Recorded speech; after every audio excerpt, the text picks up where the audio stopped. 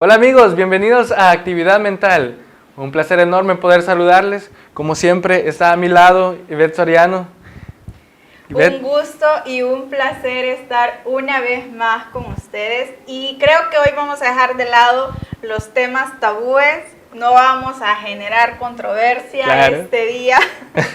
Así es que hoy vamos a hablar acerca de la obsesión. Es un tema bastante interesante, tal vez no tiene muchos tabúes, pero tiene mucha información muy importante que sé que les va a interesar. Recordarles también a nuestros amigos de que nos sigan en nuestras plataformas digitales de YouTube como Actividad Mental, en Facebook también como Actividad Mental, ¿verdad? Ahí van a encontrar contenido relacionado con todos los programas que estamos haciendo. Además también pues hay videos que no aparecen en este segmento y creo de que les va a interesar también conocerlos. Bueno, entonces, ¿qué podemos decir? Vamos a empezar con la definición de la obsesión, porque esta es una palabra muy pequeñita, pero engloba, como ya lo decías, demasiada información. Creo de que también existen muchas cosas que nosotros no creemos que encajan en la obsesión y que ahora las vamos a aclarar, ¿verdad? Así es. Entonces, ¿qué es una obsesión? La obsesión son ideas o pensamientos recurrentes que generalmente están asociados a un evento o situación por la que la persona ha pasado. Y estos pensamientos generan sentimientos de angustia o temor.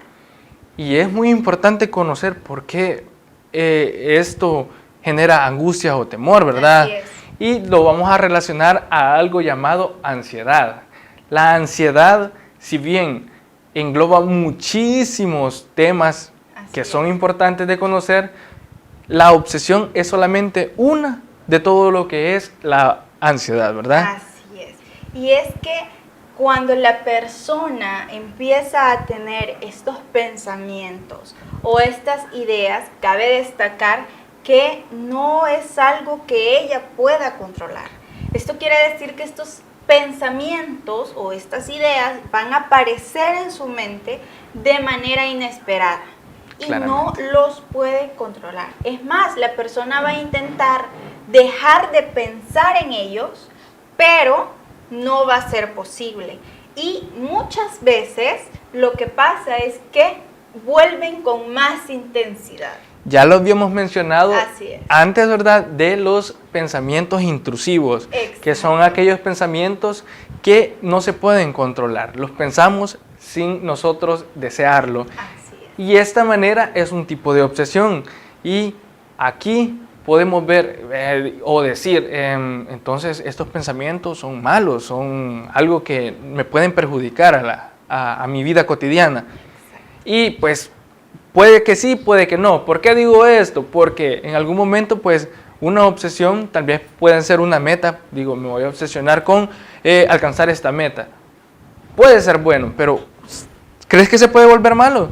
Sí, y es que, como lo decías, el tener una obsesión no es del todo malo. Y ese ejemplo está muy bien. Se da mucho en los estudiantes. El querer alcanzar este logro por graduarse, por terminar los estudios. En el caso, pues hacer nuestra tesis, hacer la tesis se vuelve una obsesión. Estamos dedicando nuestro tiempo en eso, pero hay que recordar la definición. Vamos a recordar, y esto es muy clave. Dijimos que son pensamientos que no se pueden controlar, pensamientos que llegan sin haber puesto nuestra atención en ellos. Entonces, vamos a centrar nuestra atención en hacer este trabajo, en hacer la tesis. Y a medida le vamos dedicando más y más tiempo a realizarla. Entonces va a llegar un momento en el que vamos a pensar en esto. Tal vez tenemos una salida familiar y decimos, en lugar de estar aquí, puedo estar haciendo la tesis.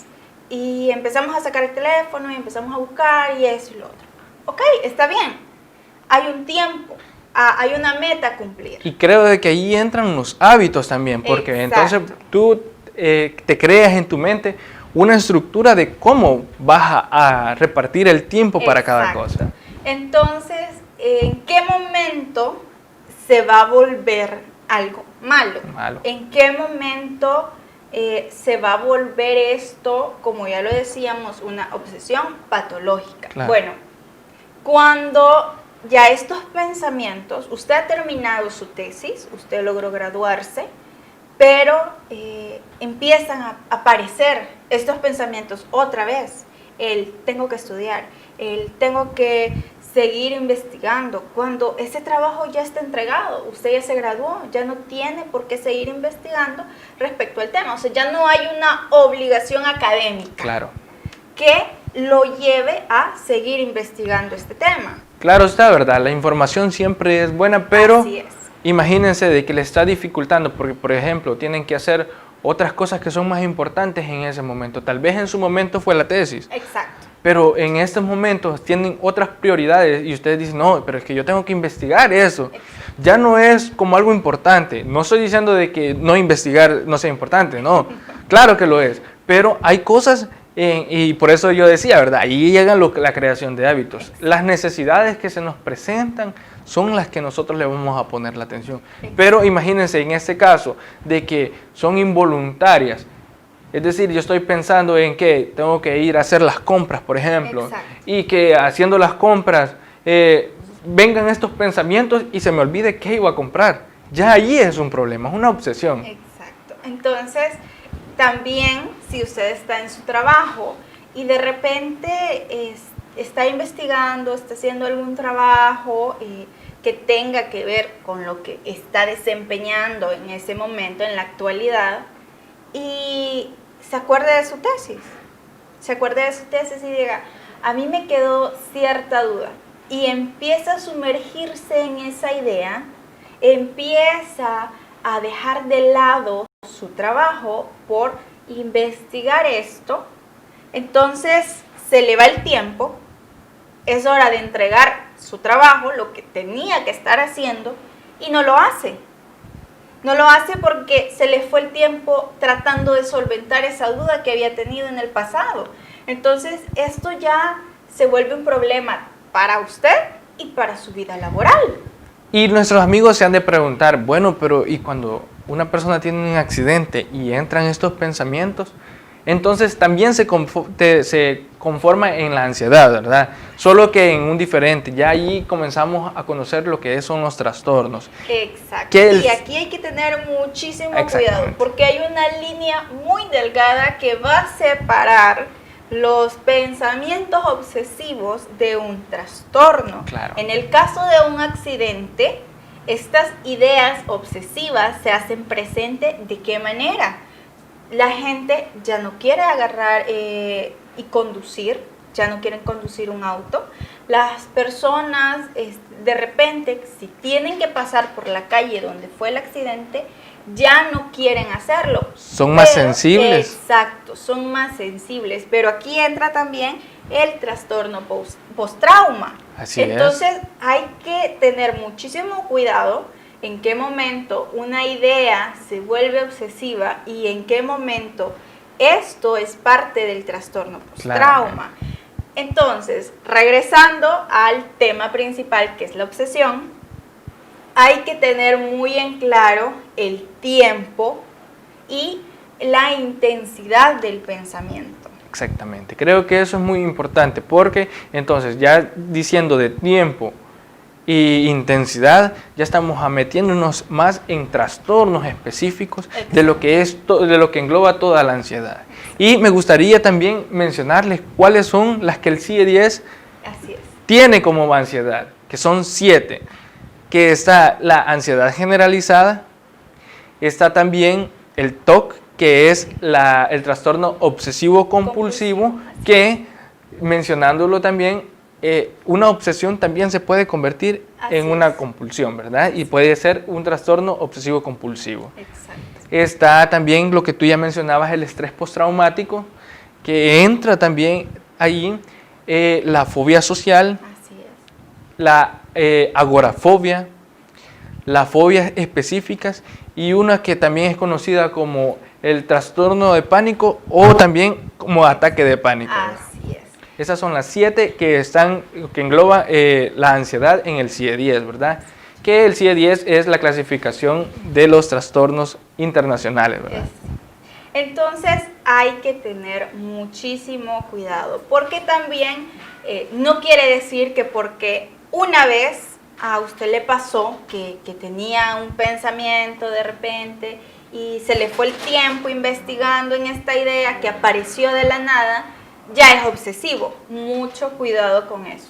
Esto no quiere decir, si le ha pasado una vez, por eso dije que hay que tener muy en cuenta el tiempo, la duración y la intensidad en la que aparecen estas ideas. Si solo le ha pasado una vez, si usted se ha sentido identificado y dice, a mí me pasó una vez, sí, no quiere decir que usted sea obsesivo. Únicamente son ideas que aparecen y es algo muy normal. Entonces, ¿en qué momento yo puedo decir tengo una obsesión? Bien, tú lo decías muy claro y creo de que para eso vamos a ocupar tres cosas de la obsesión.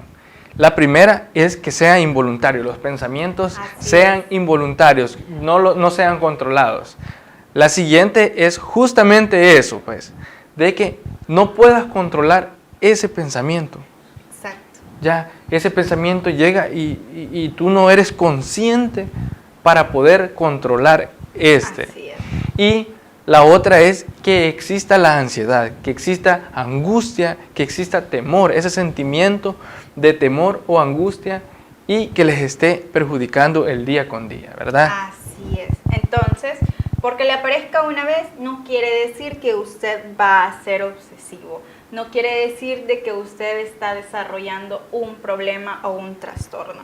Hay que tener muy en cuenta lo que el compañero ha dicho, que son las 3 cosas para darse cuenta si una idea se está volviendo obsesiva o no. Y creo de que en estos momentos en los que estamos viviendo la actualidad, creo que se está dando bastante este tipo de pensamientos intrusivos, ¿verdad? Exacto. ¿Por qué lo decía? Porque existe lo que ahora unos le denominan la pandemia o el COVID-19, ¿verdad? Exacto. Entonces, entra, ¿por qué? Porque ha habido un cambio total y no solamente en ciertos países, sino que mundial. Así es.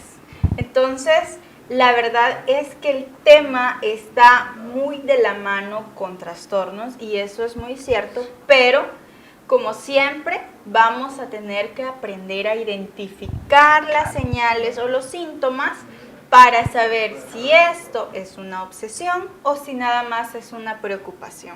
Claramente, ¿verdad?